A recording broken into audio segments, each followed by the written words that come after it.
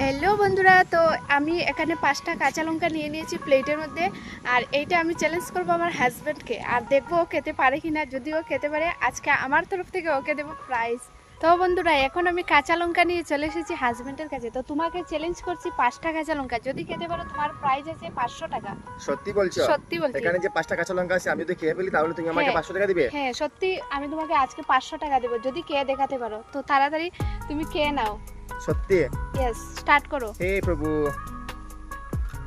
তাড়াতাড়ি করো, তাড়াতাড়ি।